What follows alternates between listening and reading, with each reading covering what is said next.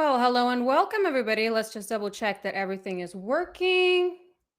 I've got the team on layaway and they're all just supposed to text and say hello. But I can see that there are comments coming in. So, hello and welcome, everybody. Welcome to another installment of the Tangem AMA. And welcome. It's been a long time. We had a couple of people even ask, is this actually live? The answer is yes. So, we're bringing in a wonderful team to come and chat with you all today about the Tangem Pay project. And it's going to be a lot of fun. So, today, we're not just answering questions, we're really looking at it as unveiling the future direction of Tangem as a company. Everything behind the scenes that we've been building, it's now actually coming here. And we're very excited about it. It's not just about building the safest, most intuitive self custody experience in the industry, but really it's about storing crypto and living with it actually every day. So this is exactly what Tangem Pay is bringing to us. And it's the new transition as we go from just being a hardware wallet, so to speak, into something a lot bigger. But of course, we've got guests who will touch upon this a lot more, but we are kind of calling it store, grow, and spend, which is our complete on-chain financial ecosystem. So today we've got two guests behind the scenes. We've got two people backstage. I can see they're all very excited to be here. So we've got Marcus, who is the CEO of Tangem Pay and the architect of the grow, store, and spend vision. And then, of course, we've got Miles, who will be coming in as head of platform as Rain, a Visa principal member, and an issuer of Tangem's cards. So our goal for today's session is to talk less shop and more about chatting about the building of the product, behind the scenes motivations, really understanding what Tangem was all about and comes to building the Tangem Pay product line, and also just the bigger picture of the blockchain world, financial, crypto ecosystems. And really, Marcus and Miles, they will both weigh in with their takes on coveted questions that affect all of us in the entire industry and giving us motivations to be in the space and creating this mesh between products and people. So let's use this time, bring in a wonderful welcome. Let's bring them on to the show. So we got Miles first, Marcus. There we go. We've got everybody live. Can you all see us, hear us? How are we doing? Yes. Hello, everyone. Good. Hi, Hello, Miles. Hey, Anna. hello.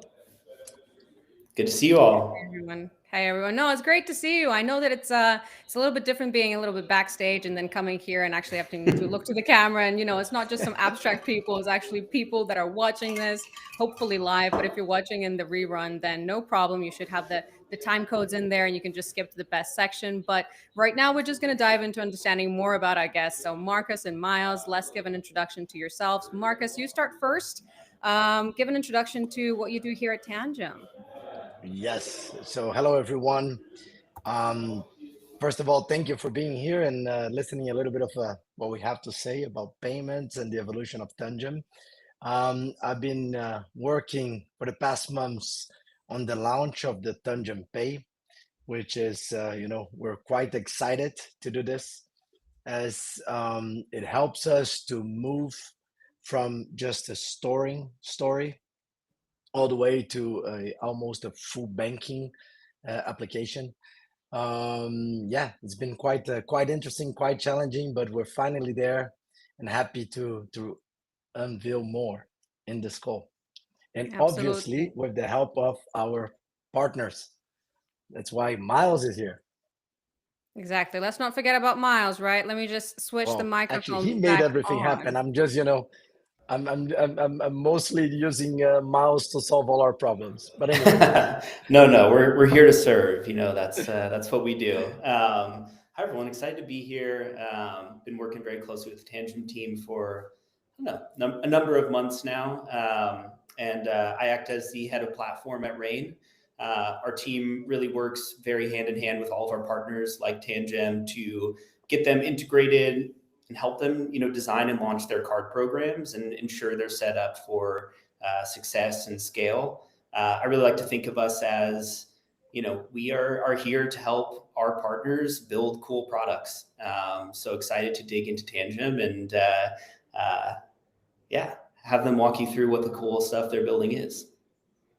I think a good place to start the conversation is when Rain as a partner came on board, we kind of had questions behind the scenes in terms of the people who are there. We were like, who's Rain? How are they coming on board? So I think let's begin the chat just kind of understanding what is this space that we operate in. So I guess there's a question to you, Miles, first. So what is Rain and how does it work in collaboration with Tangem?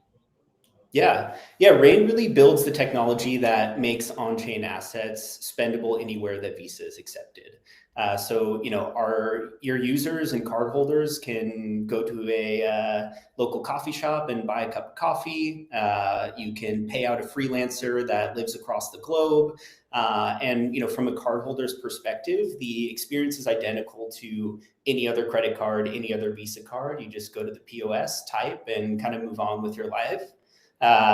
Behind the scenes, we've really kind of built this full stack stablecoin native infrastructure that enables all of the processing and settlement to remain fully on chain. So from a user's perspective, they're holding a stablecoin, they're holding crypto, they tap their Visa card, and it feels like they are, using those stables to purchase goods or, pay out a freelancer. And then in the background, it's all stables. So we really kind of think of ourselves as kind of some of the core connective tissue between crypto and traditional payments and finance. Okay, that kind of wraps it up a little bit. It kind of makes sense to people that it's really about merging this partnership between Visa and Tangem, correct? That's exactly right. Yeah. So we're, as you mentioned at the top, we're a principal member of Visa. So, we work directly as an issuer on Visa's rails and open up, Visa cards to all of Tangem's users. Okay, makes perfect sense. In which case, Marcus, the man of the hour, what is happening right now in crypto at a macro level, and what makes it right to Ooh. be the time for Tangem Pay? It's quite interesting because we have been navigating this industry for some years now. But honestly, a couple of things actually happened this year. One of them being the stable coins finally crossed that speculation into real utility. You see more and more governments looking at stable coins as a mechanism to move funds without, actually reducing the cost of infrastructure. Another thing that I've seen is this macro force of colliding regulation and adoption. You see like Genius Act, MiCA, a number of large countries and regulators looking into this, like FCA tightening, the usage of digital assets. But now with more understanding that actually is beneficial to societies. I think we're basically, you have, the world shifting from crypto assets to actually more of a crypto infrastructure, which I'm been, preaching for at least 3.5 years. What else? Hardware wallets went from, niche vaults to now mainstreams, like trust anchors. You no longer see that, heavy user base dependent on this exchange, and more interested now, to users are becoming more sophisticated or more knowledgeable, and they understand the need of keeping, their funds at their own hands. And if you don't have the keys, well, you don't really have your money. What else? I think that's it. I mean, and one thing that I also got enthusiastic about it is more and more institutions are becoming interested in the non-custodial accounts, and the fact that they can behave like banks or bank accounts, right? Not really a bank, but the banking rails and the financial rails. Yeah, I think creating this kind of marriage in a way between what we would consider traditional partners versus where we are now. That's what we're trying to build here at Tangent Pay. And I think the bigger question for both of you would be, if we were to zoom out and look at it from a 10-year timeline. I know you mentioned you've been talking about it for the last 5 years, but things move at a different pace than what we wanted, right? So looking from now into the future in 10 years, what does money look like, if we can even call it that? What is the definition of money down the line? Will this change? Would it change? Could it change? What is the medium of value? Yeah, Marcus, you want to start? Sure. So, the thing is, at least my strongest belief is that you're now separating two streams to discuss money. And one of them, I mean, forget about, actually, let me go one step before. Before you had this thing where people would depend on the banks to kind of define if the goods and the money and the people were actually, legit. And this entire operations were set on the domestic regulation and controls. And this entire thing was basically related to the local economy, right? So in a high level perspective, you were saying GDPs are dependent on deposits, and deposits were basically buying government bonds, and then these government bonds were basically helping the economy, to circle. That somehow, well, with the past years already, open banking, fintechs, cross-border banking, kind of, start shaking the pillars of this world, but not really doing much. And then suddenly it came this crypto infrastructure, borderless, with the fact that you can actually have a deposit from I am a Brazilian guy living in Europe. I trust a Brazilian bank, and suddenly these guys can issue a stable coin paired to what I think, it's themselves. I trust them, and then suddenly I can buy one Itaú dollar or one Nubank dollar living in Europe. And then I now can move that Itaú dollar or Nubank dollar to Brazil, pay my bills in Brazil, and suddenly my money, flew out of Europe to Brazil, paid my bills, did everything I needed. So if you go 2 steps forward on this, if you double click, what does that mean? That means that money no longer is going to be tied to that old fashioned banking system, but more you're going to have two directions: those that you trust to gatekeep bad users from good users, and those that can do asset management. And I think that's a bit of the direction we're going into the world. So Miles and the team of Rain are the ones giving access and helping everyone to navigate all over the world. And you're going to see institutions providing AUM, asset under management, and possibilities of returns. And our job is to connect those two worlds, the users that want to navigate in those rails, and the companies that want to offer, this yield returns into this wallet perspective. And that is banking, or the new financial banking rails. Yeah, I think, put very simply, users and customers and people around the world just want access to money, assets, financial products. And when we think about kind of the future, if we all kind of do our jobs here, we shouldn't be able to distinguish between traditional money and assets and what is on chain. We think of we kind of like to think of this like the proliferation of cell phones, right? Like there was a time where mobile phones were kind of coming into play, and there was distinction between mobile phone calls and landline calls, and eventually everything just became a phone call, and it was all using the technology of these mobile phones, and the distinction disappeared. The way that we think about this technology that is being built, and all of us in this room right now are working on, is that we are really rebuilding the financial infrastructure that money, assets, and financial products live on. So we kind of see a future where all of these assets are programmable, immutable, global, and efficient, because as we know, the economy is global now. Like the idea of these local markets doesn't work in how we live and operate today. And this is really a way to keep us all within one economy. Absolutely. I think that covers what money is as a shifting concept. One way to kind of put it, at least that's how I try to explain it to people, is that we're doing away with trust.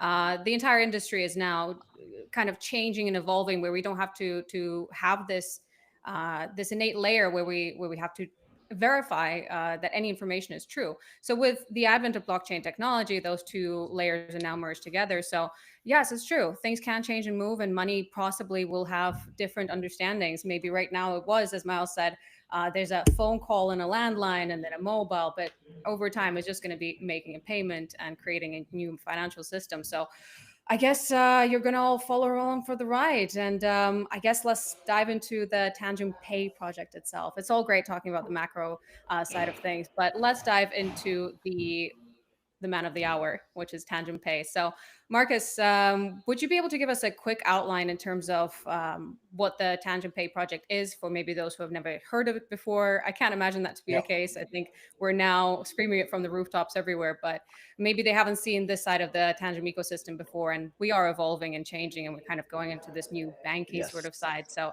Marcus, give us an outline. What is Tangem Pay?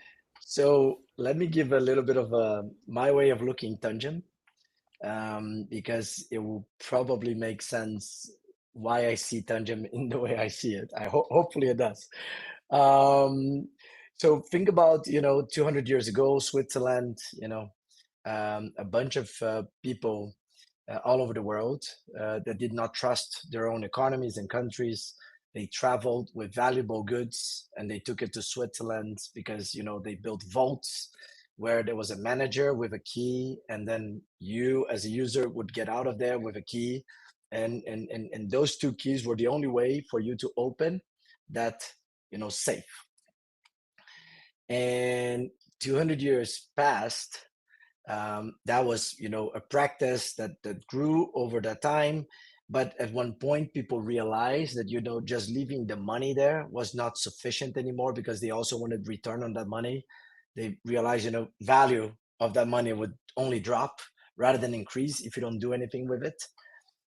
So then the bankers offered custody services, which would give people yield, return, if they would basically not only leave the money in the vault, but rather in a way that the bank could, leverage to provide financial instruments in a given market. And subsequently after that, they also saw the need to access it from a distance for payments, for remittance, and therefore it came much later the concept of payment instruments with those banks.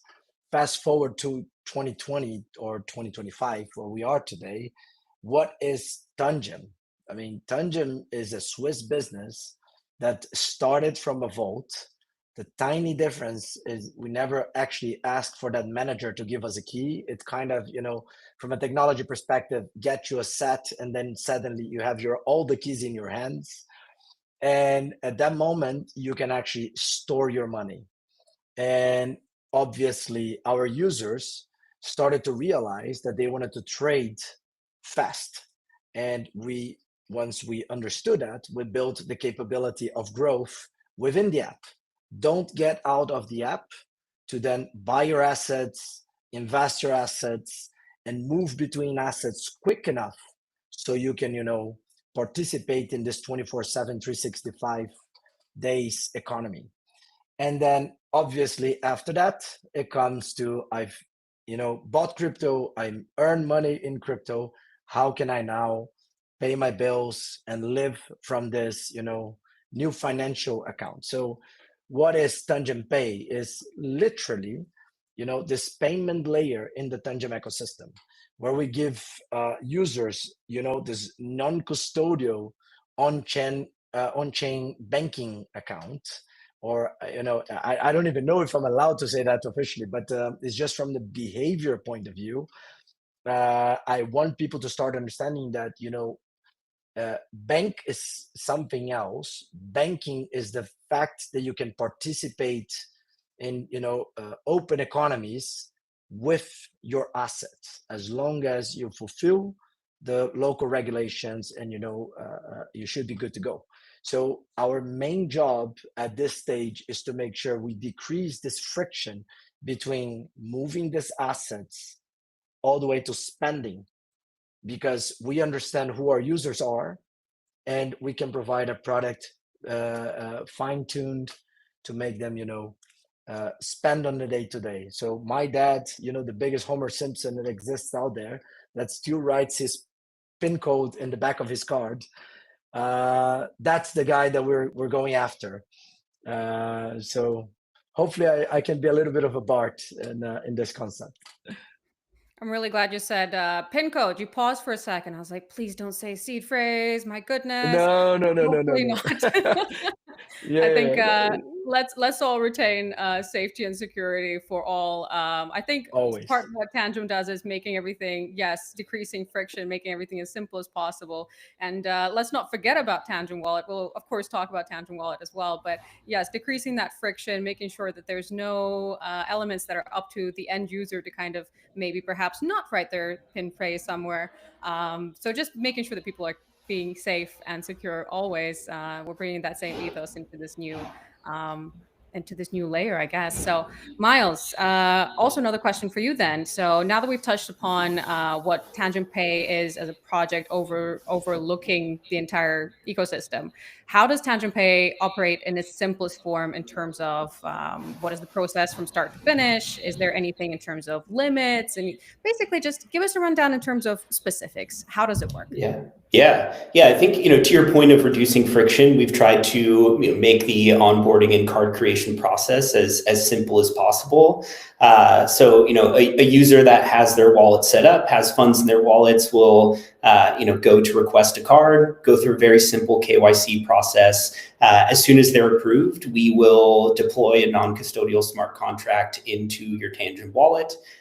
Which kind of simultaneously will give the users instant access to a virtual Visa card and, later maybe physical. Marcus, I think we'll have to keep a close tabs on that one. And then, add funds to the smart contract, usually stables with like USDC, which sets your spending limit. And then you can start spending your card anywhere.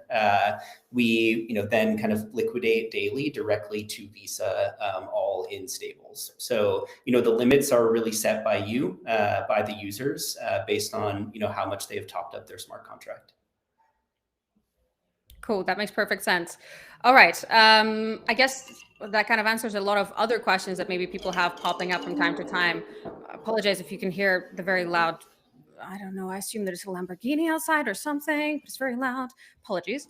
But okay, so coming back, the question probably would have been from a lot of people is, would it be a separate app? I guess we've just answered that. It would be the same app. It would all be within the Tangem Wallet ecosystem, correct? I think I've kind of muted Marcus by accident. I'm sorry, Marcus. Please. Did you mute me? I did mute you. Oh. It happens so frequent that I didn't even notice. But anyway, no. So different apps. Sorry, taking from that point, does it make sense to have different apps? It's a very interesting point because again, you have the difference between your wealth, which is everything that you have in crypto assets and digital assets, secured by your private keys and your hardware signature, and your spending account, which is KYC'd, which is a instrument where has compliance obligations that we need to follow in order to provide to our users. So they are completely separate from one another. The funny thing that I normally say is, if a Tangem user, traditional, only from the store perspective, have a question, and then he says, look, something is not working with my card, and then he goes to the question and support. The support was a hi customer number XYZ, blah blah blah. Look, we noticed your question, and this is what you have to do to solve it. Whereas if you are a Tangem Pay user, and when you have a question, we're gonna address, hi Miles, what's going on? Because you are verified and you are a known customer, and we expect to speak with you from your name. So and those are very separate entities, processes, even infrastructure. One is hosted in the US and the other one is hosted elsewhere. So it's really interesting because maybe we have to go into two apps, not different physical products, but just to show very clearly that you have two different worlds now. But hopefully we can keep everything in once. But you guys are the ones that are going to define this, not us. I think we're just going to do whatever we need to do in order to keep the user experience, again, to Homer Simpson. Yeah, just making sure everything's simple as possible. But okay, that kind of makes sense in terms of why is there not a separate app? It makes perfect sense. How does it sit in terms of the functionality of the base layer being Tangem Wallet? So what we would now call the store layer. Is there any additional limitations? Maybe I think Marcus, this might be best for you, but I'm not 100% sure. We've covered the separate app part, but is there any other functionality limitations? Like, do you have to have a Tangem wallet in order to be a Tangem Pay user? Basically, just some nitty gritty details at this stage. Yes. So yes, first of all, we want this product is for the existing user base. So yes, you must have a Tangem wallet. I mean, the Tangem wallet is the foundation, right? Is the store layer, and everything starts from there. Tangem Pay sits on top as a spending layer, where we have a dedicated account where users can basically spend the stables at point of sale. It's the same hardware, but it's two very different experiences. One is fully anonymous, the other one is a KYC process. It's almost like having two apps into one. So users really understand that we keep both worlds very separately. Again, but the beauty is that you don't need to be a crypto expert to initiate this services from us. So as long as you have a hardware wallet and you tap and you create your authentication code, you are within the world of Tangem or your new financial rails. And then you can say, well, if you are in one of the qualifying countries that we can issue card as of now, then you're going to see a banner, get your card now. You can go through this 3 to 5 minutes KYC process that Miles and the Rain team helped us to fine tune for our customer base. And then it's just a matter of depositing your stables in your spending account and you're good to go. Okay, makes perfect sense. I think I'm going to use this time to also maybe shout out people who are listening live. I'm trying to monitor the chats as we speak, just making sure that everybody's kind of on the same page and that I'm monitoring that you are going to have your questions answered. So I'm going to use this time to shout out. If you're watching on X, then feel free to come into our YouTube if necessary to leave some comments. We'll be sure to put them up onto the screen at a later section. So just be sure to have those questions in mind. We have a lot of questions that are maybe not 100% related to Tangem Pay, but we always want to cover every single question. So we do have a community 24/7, Discord, Telegram, Reddit, all of the different platforms. So if you have a question, we are not just having them during this live stream session. It's always 24/7 available to you. And it's going to be the same approach when it comes to Tangem Pay as well. Yeah. We are here to serve our customers, making sure that everybody's happy. So that's my little PSA to make sure that you're participating in the chats. But for now, let's go into the grow layer. So you mentioned about making everything quite simple and keeping everything in the same app. But when it comes to swapping, staking, and having all of that DeFi side, what is the longer term vision when it comes to still having that on-chain banking, but is it part of the Tangem Pay strategy as well?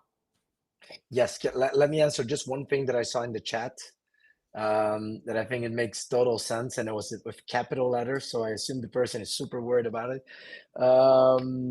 Like, will I be able to disable Tangem Pay? I just want to use it for store. Well, honestly, it's quite the contrary. You don't have to enable at all. So you don't need to disable, because essentially, if you don't want to use it, simply don't go through the KYC process, and you simply don't have this functionality. So again, it's a composable service like everything we do in Web3. So yeah, you do whatever you want. You are in control of your finance. You're in control of your money. You're in control of your keys, and as much as you are in control of your own app. Sorry. Now going back to your question, that's I saw perfect. this and I was like shouting I was like, No. guys, That's well, why don't we worry, do don't live worry. stream.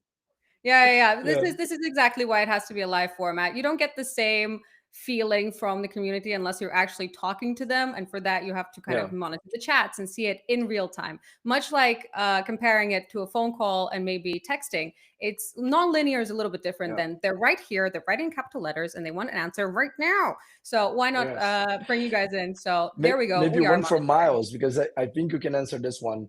When can we be ready for cards? I think we are ready for cards, but we're just not doing it. Physical Yeah, cards. I think we're pretty much ready. I would turn that somewhat around on you, but I know we're kind of at the final stages here. I don't know if you guys haven't announced a formal release date, but I think we're at the point where we can start thinking about announcing that. So I don't know if that's an answer you have right now on the phone, but we should start talking about launch plans. I think we've been doing the beta. We're finally waiting for the approvals of Apple. Anna is the one that can say yes or no. I mean, I can be put on the spot. I can always say it. We can I'm blame being put Apple. on the spot. We We are love gonna to blame unlock Apple. the we're gonna unlock the beast December 15th to the waiting list, guys. We've been doing so with already some members of the list, which been helping us to find, debug the waiting list. We expect to be, the closest people from our community. Obviously, in this first release, I mean, we're 99% certain that things won't break, but there's always the 1% that things can break.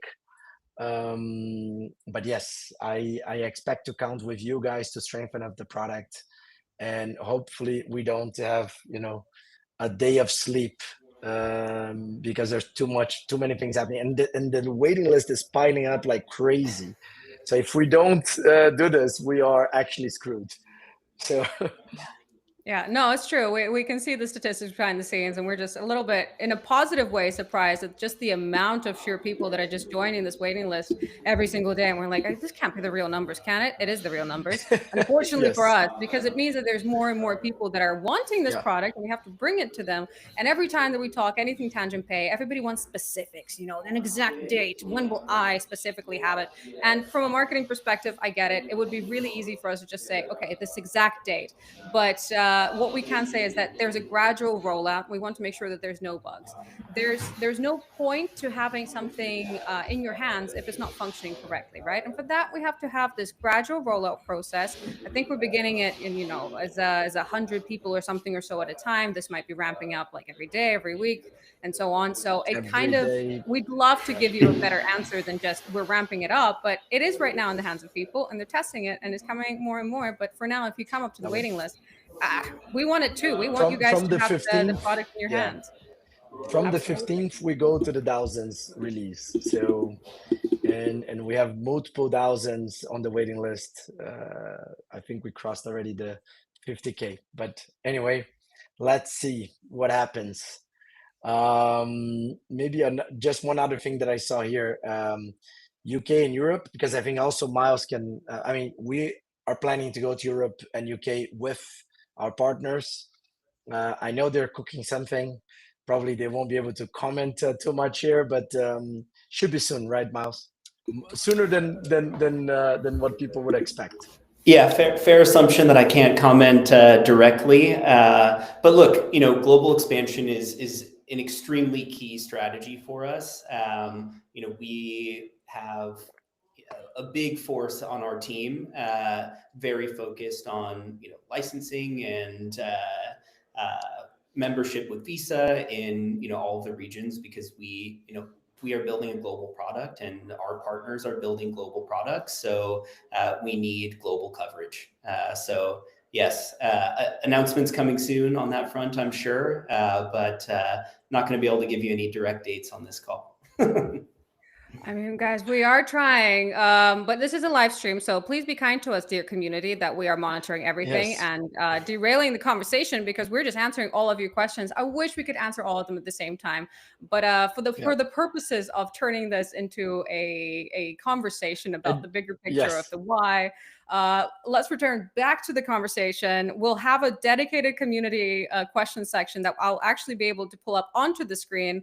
Actually like this wonderful person who's very excited and sending a little fire emoji. So if you do want to have your opportunity to ask a question, feel free to leave it now. But for now, I'm just gonna jump back in with asking Marcus some questions. So with the biggest problem in crypto being around, UX and maybe being not so intuitive, so to speak, how is Tangem Pay solving this? How is the product really different from a UX perspective? So just to be clear with the entire community right now, I think, and it's me to blame, so I'll definitely take responsibility and ownership here. Obviously, you can do a bunch of things in payments, rewards, cashbacks, partnerships, that improves spending, or it helps you to think I want to spend more. I am less interested in that point because of the user base. I actually believe the first main thing from those that have money in hardware wallets is actually to go from this wealth to spending, not having to go through the bankings and tons of papers and having to go through this enhanced due diligence nonsense, enhanced due diligence. It's obviously important to go through due diligence, but the way we have designed, the progressive way we designed the due diligence, and with the fact that we can do a very nice monitoring, given our partners helps, it should give a much lean or easier experience, where I personally expect a lot of people to migrate from competing products to us just because of that first layer. And then in between, I am working with Rain and Visa team to provide tiered program like Signature, Infinity, and Platinum products. We are working internally inside of Tangem to provide subscription, where you have different types of hardwares where you can pay per month and they are included in your package. So there are different things we're cooking, different or I don't want to call it subsidized, but much more attractive fees for swaps. So we're basically creating this different personas, which we're learning from our user base. Until now, everybody was unknown. With this part, people started to become known, or those that want to be known to us will be known. And then our objective is to start building the best payment products with growth and investments all into this new unit. So don't come to us because there is like a 5% cash back, like whatever other program. This is not the reason why we're launching right now. We're actually trying to build that private banking offer where you can keep your money invested, get loans against that money, and then spend that money through this loan mechanism. So it's really making a sophisticated banking solution to the Homer Simpson without having to teach him everything around money, investment, banking, and so on and so forth. Okay. Makes perfect sense. It's not just looking at it in terms of what do you have immediately at this moment. It's also Short just the gains bigger or picture. yes, I mean I and Miles, you didn't hear this, but we want to be the biggest DeFi banking platform in the globe, right? So and that will require us to operate like one. But to be DeFi banking, that truly means people should have access to those products, and we should be able to make it so easy as going to a traditional bank, and you can just click and say I want this, and then boom, within seconds it's working.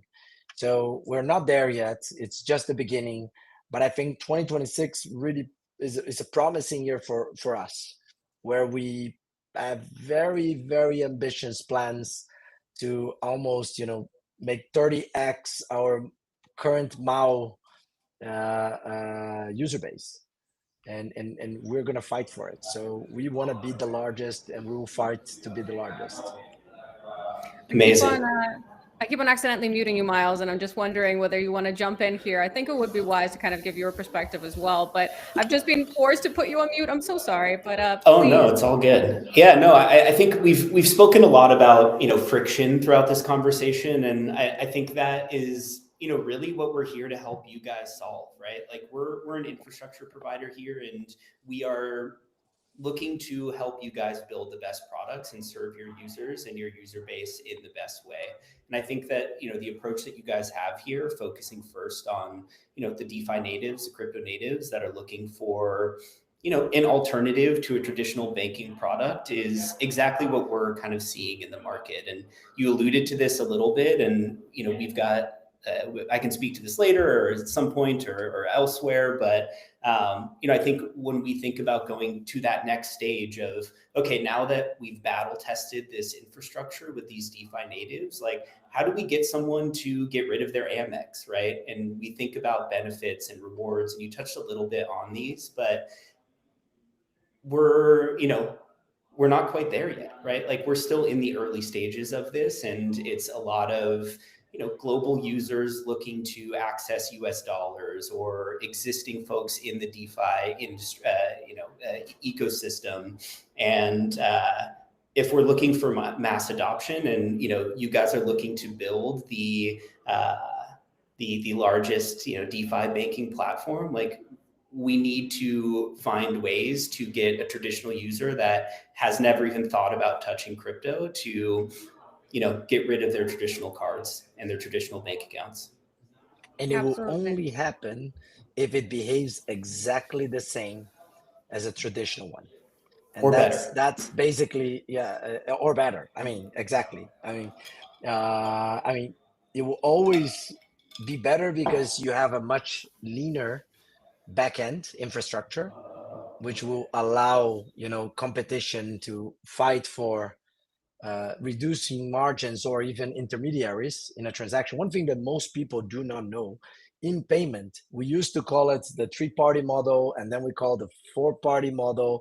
At one point, we call it the 5-party model. 5-party meaning the cardholder, the merchant, the acquirer bank, the issuer bank, and the payment scheme like Visa, MasterCard. But honestly, there's about 12 to 15 companies between that card holder and the merchant that are participating in this transaction, between processors, gateways, token providers, or tokenization providers, and I mean, you name it. I don't want to go into the details here, but the only way for you to disrupt the back end is if you can still leverage the same rails, but now say, I don't need to go through this entire nonsense because I have, this new ledger, this new way to keep digital assets, and they are interoperable with the traditional world.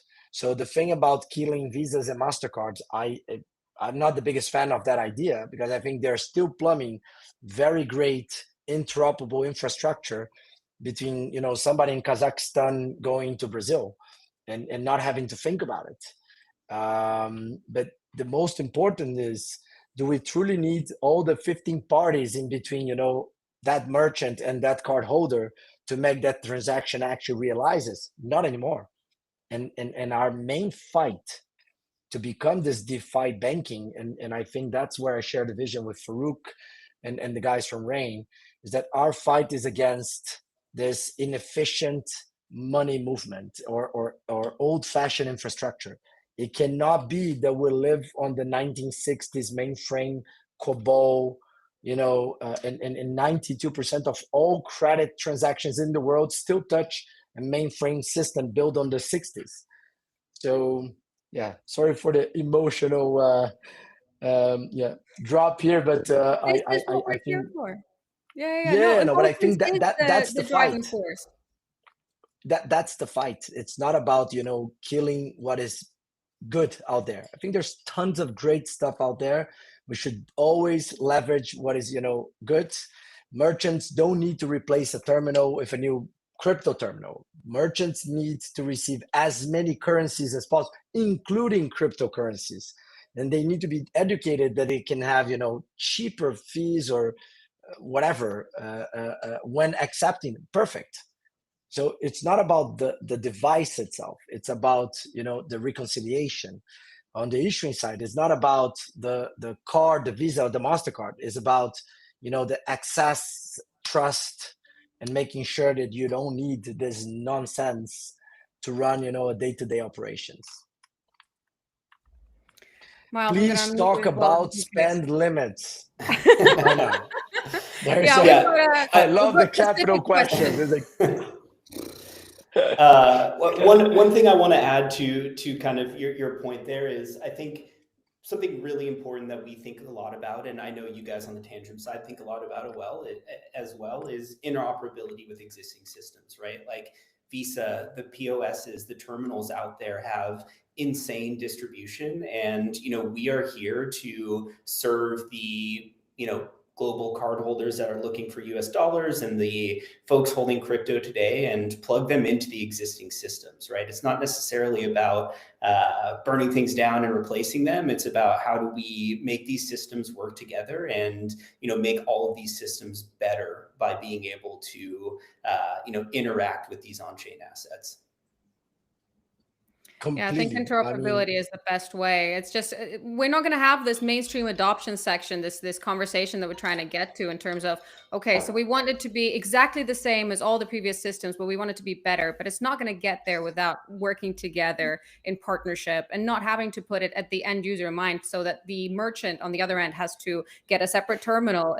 We have to build with the existing systems, not in isolation. And I think from a marketing perspective, that's a core issue that we have to get through as marketing people. It's just we're still talking to the end users in mind. Whether you're a business or a person who's actually using a crypto card, we're needing to work with you, not against you. And for that, we have to work with your consumer behavior. So building products around people, not for people from the top down. In terms of the real perspective of like today. Okay. Yes. 2 cents here. Sorry. And I just want to also highlight that even though we're talking about interoperability, once you're interoperable, then competition will slowly migrate to what makes sense. So once you start, interoperating with traditional infrastructure, people will demand more, and then this demand will force systems to, be faster, better. The iPhone will no longer have a means to speak with 1960 and needs to speak with something more 2050. And slowly we'll go into the more blockchain native, and then so you go inside of the party first, then you ask a song, and sooner or later you're DJing to the entire audience. So just to complete that, because it's not that we're against changing, we just don't believe that you need to kill what's working. And then you can take it from there and then make it 100x better, rather than just replacing. That's all. Because I saw some comments here that I know there's a lot of comments happening in this section. Yeah. Very good questions, to be honest. People are asking the real questions, and something that we wanted to touch upon as well, which is the architecture of how Tangem Pay operates. There's a Tangem wallet aspect and then a Tangem Pay aspect. It's optional to go into Tangem Pay. And as you call it, the main vault area remains untouched. Why is this architecture so important? And I think it's an important distinction as well, because maybe people think that there's some sort of custodian aspect happening. And I just want there to be some clarification on that side. So why is the architecture between the vault remaining untouched? Why is it in this position? You want to take this, Miles? Yeah, look, I think to kind of the custodial nature, non-custodial nature of what we're building, right? Like we are able to, through the programmability of smart contracts, offer a solution that is non-custodial, but separate from your custodial app. So at the top, I kind of mentioned, or your non-custodial app, I mentioned that we deploy this non-custodial smart contract that really operates the card program. So when you think about spending power, spending limits. It is all kind of related to this non-custodial smart contract that is wholly owned by the cardholder, by the end user here. So Tangem, Rain, nobody has access to withdraw from that smart contract other than the end user. It is fully owned, by the Tangem wallet holder. Yeah, Absolutely. and maybe a couple of Self-custody things is meant too, to be because self-custody. yeah, and some things that I'm gonna link to also some questions here to answer. It's not about debit card, prepaid card, or credit card. This is an account, and the card is the instrument to move money out of it. That's the way you should see it. Because essentially you have a card that you are making transactions in the point of sale, and that is basically that PIN code that you're gonna set. Don't set 1 2 3 4. That's my dad's PIN code. Don't copy. This is yeah. Don't tell anyone. That is basically authorizing against the balance that you hold in your account, and then we are gonna settle, or actually, you are giving the right for this money to be settled to the schemes, and so essentially goes from your account to Visa in USDC, and then Visa pays the rest of the value chain with that money. So, and just another thing is why Polygon and not Ethereum mainnet and others. I mean, Rain is actually ready in lots of networks. From experience, and for those that know a little bit of my experience, we've tried to operate in multiple networks from day one. In the past, what happens is people don't really understand the difference between networks, so they make deposits thinking they put money in one network, but it was in another network, and then there's a bunch of mess that happens, like oh my god, where's my money? I thought it was in my control. You have control. So in fact, it was just that they used the different or the wrong network. So I think there's we are slowly putting this product out in a way that we can grow with our user base, and it becomes more and more simpler. Remember, the main DNA of Tangem is the non-seed phrase, tap the back of the phone, and you already have your hardware wallet. It's as simple as it can be. If I try to do anything that is complex, I'm going to be murdered internally. So I'm always looking at, yeah, truly. And even though I'm the Italian Brazilian here that should be able to kill and hide bodies, I will probably be murdered by most. But no, honestly, we should make sure that we slowly build this with our customer base. And it's not about having 200 functionalities, it's about being great at the things that we choose to do. Sorry, back to you. Will not interrupt. No, absolutely. Mute me. No, absolutely not. And this is not financial advice. This is not legal advice. Please do not incite violence. The only violence that we're allowed to is to disrupt the financial system. That's as much as I'm going to say. But okay, we've had 55 minutes. We're having a good chat. I feel like we've got so many more questions that we could ask, but I want to open up the floor. I want to have the opportunity to kind of raise some questions up from the audience. And there's been a lot of questions in terms of the specifics, like, is it on Polygon? Which network is it on? And I think things will kind of change and evolve over time. We have one of our longtime supporters who is kind of standing up for us in the chat and kind of arguing back and forth, not arguing, explaining. So we're having a lot of conversations that are useful about that and spending limits and all of that. But we've got some pre-asked questions from people because we posted this out on Instagram, Telegram, everywhere. So I guess there should be a quick note on this. We've touched on this already, but in terms of bonuses and incentives, what is coming on the horizon? Just maybe a couple of pointers so people kind of know how to look at it, not just from this whole grandstanding of what we've previously touched on, but just quickly, what are the things that we're developing on that side? Ooh, everybody wants to know. Okay. One, and I'm going to refer to one of the questions I had here in the chat. Is the money sitting in the account generating yield or anything? Well, we do have a yield account now inside of Tangem. So you can basically keep that money in the yield and then, move into the spending account afterwards. Right now, we're operating as separate accounts until our user base feels more comfortable to have more linked accounts. So this is something that we still, again, we want to learn from you before we start making, complex engineering.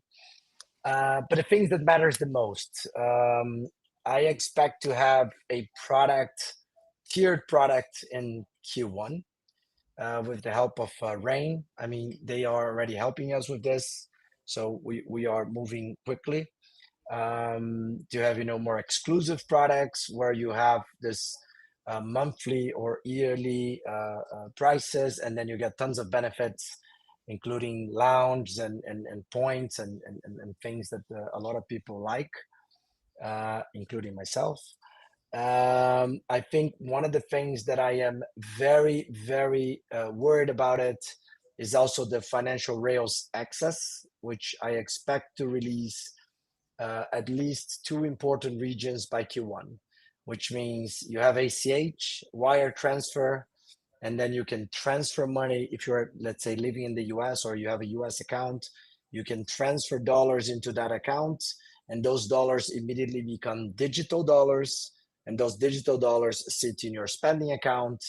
Or if you want to buy, sell, swap different digital assets consequences, you can use that digital money.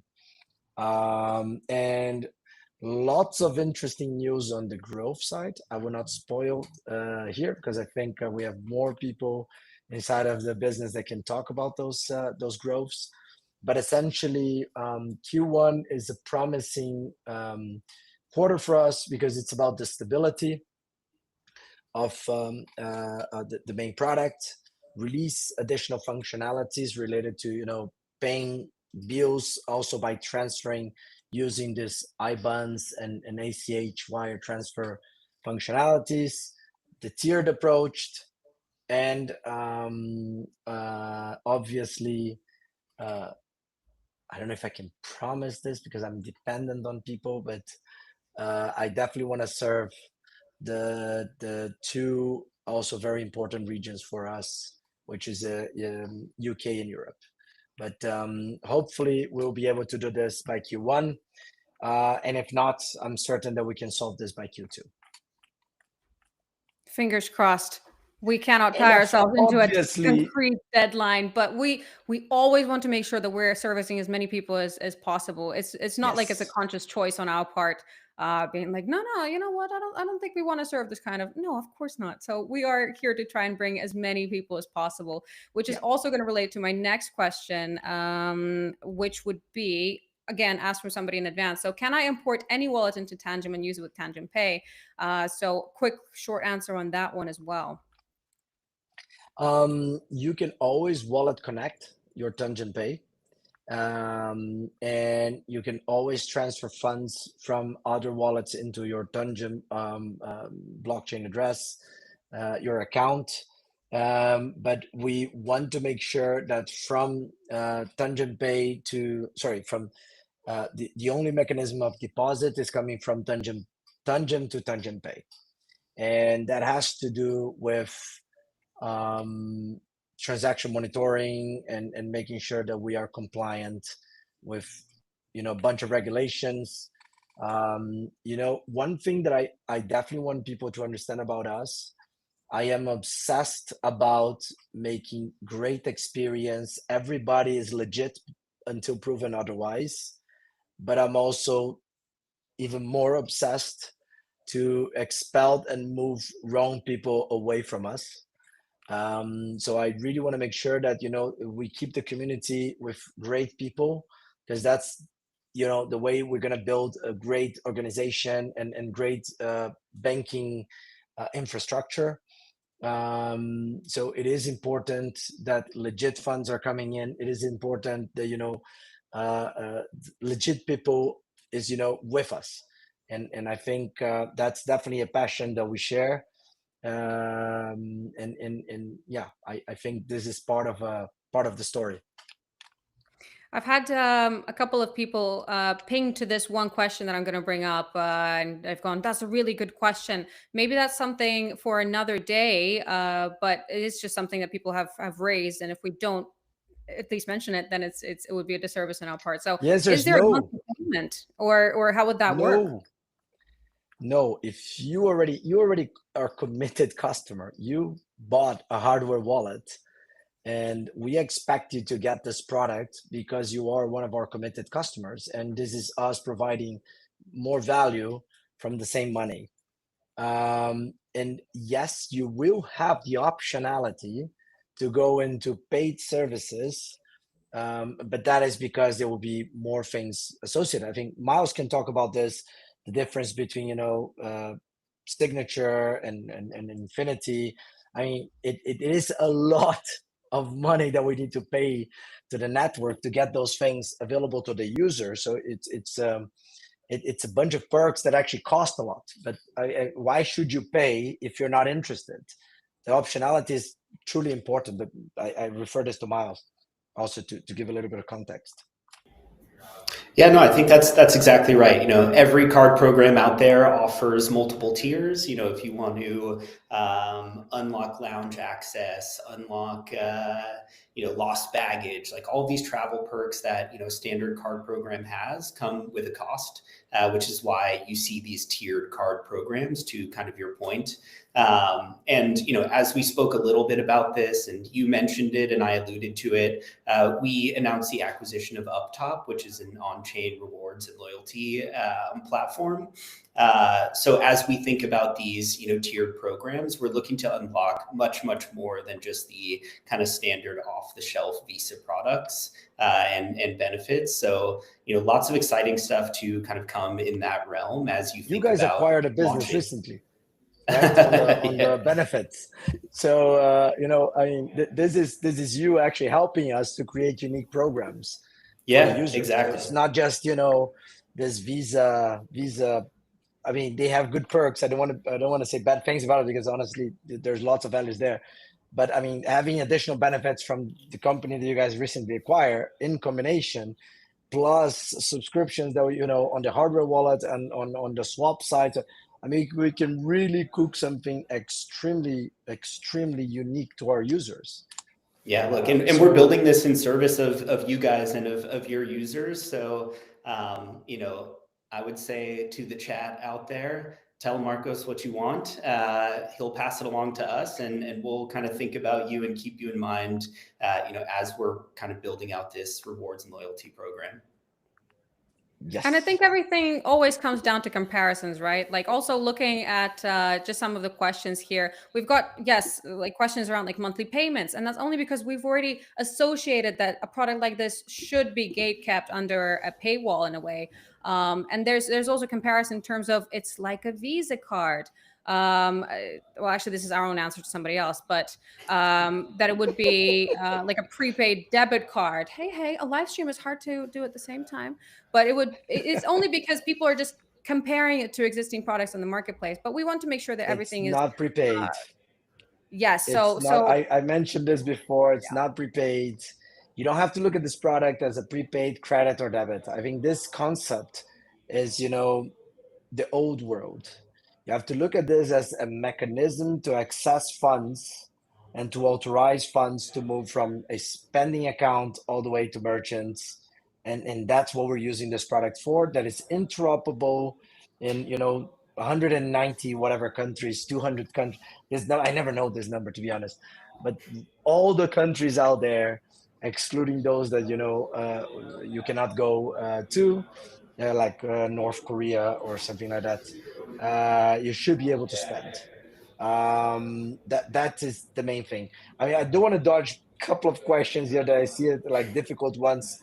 Can you talk about taxes spending on Tangem Pay? I wish I could, because honestly, taxes is so personal. I mean, two people living in the same country have completely different tax stories. So I think in general, you do need to think about taxes from a local perspective. This product is issued from Puerto Rico to multiple places. And obviously there's regulators on top of this product, and as a user you need to fulfill your local obligations on your tax story. Apart from that, it's very, very difficult to talk about tax. Honestly, I mean, I would love to have a simple answer to this. I don't know if anyone else in the call could could give further explanation, but I find it very difficult to say this. Yeah, but I do appreciate that you are bringing up even the things that we were trying not to bring up. I was gonna float it anyways and explain it from my perspective that, like, yes, it's difficult to qualify that on a live stream as well. It's very Um, difficult because it yeah, can be considered capital gain if you sell digital assets, but if you're depositing fiat in Europe, it's actually just fiat deposit, and it's assumed that it's coming from already paid income taxes or capital gains. So it's so complicated. I mean, I would have to take one persona and strip probably 4, 5, 6 cases out of it. So I don't think it's an easy one. And another thing is there are places in Caribbean that we can already issue, definitely not all, from reverse solicitation. But Miles, maybe you know more about this. Certain, I mean, it's not that we're allowed to issue in those countries. We are a global business, and our customers are in multiple geographies. And sometimes, countries allow global businesses to serve from one jurisdiction, and we are doing as much as we can, but to avoid having licenses in every single 190 plus countries all over the world. And yes, I mean, I don't know if I said everything correct, no, but no, Miles, please. perfect. I think I think we can leave it at that. I Yeah. think you've answered it perfectly. I think a couple more questions. We're running a little bit over time, but this is why we scheduled it in. But one of the questions was, would it be able to be used beyond just the registered country, so to speak, where you're part of? As I understand it, it would be transnational, as just for the KYC purposes, as far as I understand. Correct? Yeah. Yeah. You Look, can use. that's Sorry, please go ahead, Oh Miles. yeah, I'll take it. Yeah, look, that's the beauty of what we were talking about earlier, right? Like these programs being interoperable with Visa means that these cards can be used anywhere that Visa is accepted. So globally, 150 million merchants, you'll be able to tap your card and pay for your goods and services. Well, we had that Exactly, confirmed. like. You heard it here, folks. This is why we do live streams, because we get to ask very quick questions at the same time. All right, we're going to start wrapping up, but we've got one more honorable mention. I think it's going to be just a sweet little story side from the community in terms of how to finish it up. So I guess it's a question to both of you, and I can weigh in as well from my side.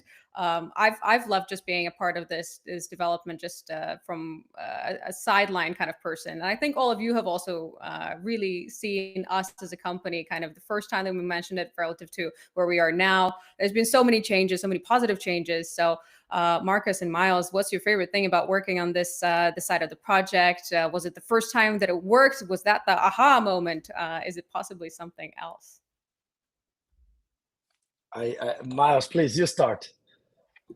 Yeah, look, I think for me, probably getting the hardware wallets in the office. Like we haven't really talked much about this, but there's obviously a lot of overlap with your guys' core wallet product and with the physical cards and the card program that we have in place. So when that arrived on my desk and I loaded it up and started playing around with it, there was a lot of kind of interesting light bulb moments. And I don't want to speak to your product roadmap and what you have in mind, but I think that's what's been most exciting is obviously, you've spoken a lot about how we're kind of taking a slow approach to this and really kind of focusing on a few core things and doing them right. But there's just so much interesting stuff that we can be doing together, in the future that I'm really, really excited to see kind of where this partnership will grow and, the products that we can build together. I mean, look, having any product out after it always starts with a lot of fights. You have to convince a bunch of things that things can happen. And I've been in this journey for quite some time. And it's always it's funny because every time it's like a birth of a baby for those that are dads and moms out there. It's so difficult to get it out that once you do that first transaction, it's not about a high, it's more like, so it's quite a contrary. But what really is the pleasure, the adrenaline, the thing that keeps me moving like heavily into this is that I travel a lot. I go to different countries, and then you start having okay transactions everywhere. $100. You make $100 transaction, then $100 come out of my balance, not 1 cent more, not 1 cent less. So then you start thinking, okay, actually, we can truly change how things, are. And it starts from very simple things like this, because one is this product, and then it's the adoption, and then it's showing to regulators that you can do things differently, and then other people now thinking, yes, actually you can do things differently, and then more people adopting it to it, and then suddenly you see, like I saw it in Singapore, a guy talking accidentally to me about the best hardware wallet he had was Tangem, and he had no idea I had any relationship with Tangem, and I was like, well, those guys. So I think it's every product is amazing to launch. I think Miles probably had this feeling of helping multiple companies, launching their products. But I think the adoption and the new functionalities and fighting every day to get things in the way we think it's best to our user. That adrenaline, I think if I'm 90 years old, I will probably be, hunting this type of adrenaline. I think it's really, really, really nice. And I'm the fighting type for those that think I'm a nice guy. But anyway, yeah, that's my 2 cents on it. Oh, I almost don't want to finish up. I've got people. I've got another screen up here, and we've got more requests for questions to be answered. And I think what this stream has kind of shown us is that we have really missed talking to you guys, and I think you guys have also missed talking to us. And to see that so many of you are sticking through this for an entire hour and 15 minutes, I think it warms all of our hearts. So just the entire process of this talking conversation part, I think it works well for both sides.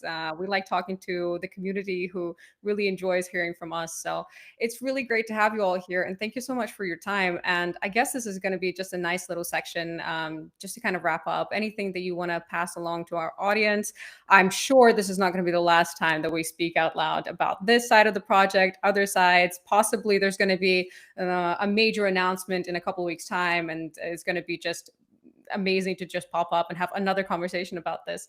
But for now, what would be the ethos to leave with our community? What's something that you want to pass on?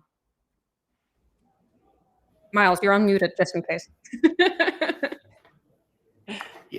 Yeah, look, it's great to be here and kind of chat with you guys. I think what I would leave with is I'm excited to come back when we've got some new announcements to make. I think it's really good to kind of hear directly from the cardholders that are utilizing these products, and I think we as Tangem and as Rain learn a lot from our cardholders and our clients and users. And I think, as I alluded to a number of times here, like there's a lot that Rain and Tangem are working on that we didn't really talk about today. So excited to come back and speak to it more. I'm going to be just sharing all of the wonderful comments that I'm seeing here. Just so much positivity. Tangem, great work, great company, great idea. No caps, but I can see that people are very excited about it. So thank you, everybody, for your support. Couldn't do it without you. Yes. And Miles, we are going to bring you back to talk about every time we have really cool products being launched. So next year is going to be very interesting, because I've only reviewed, obviously, the things that I should be able to review, and the things that I'm not revealing is actually the cool ones. Yeah, so, some breadcrumbs, I think. Yes. But good. Look, thank you, guys.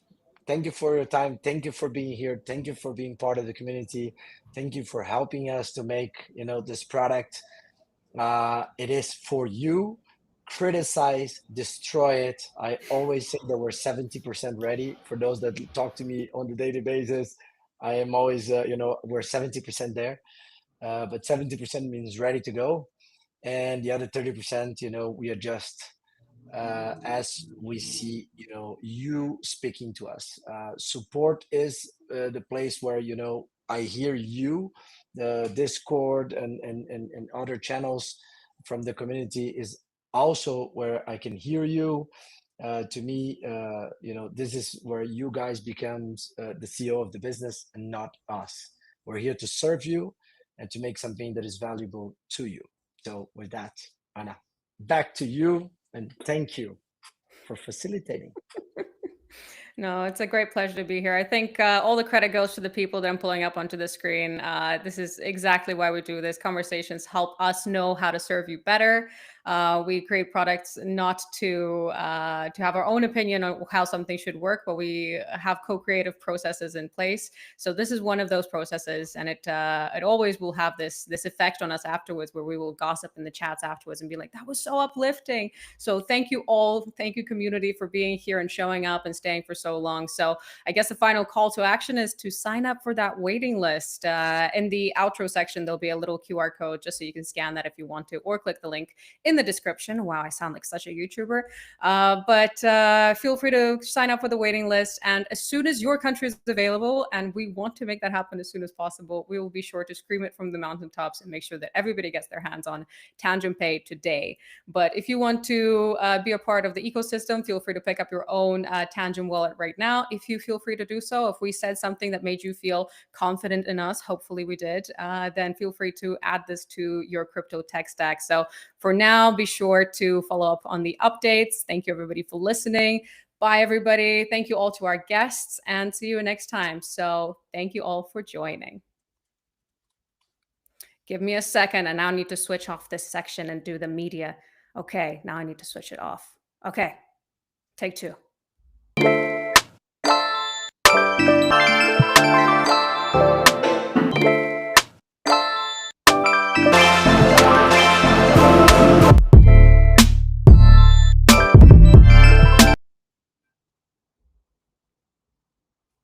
Oh, it started switching on again.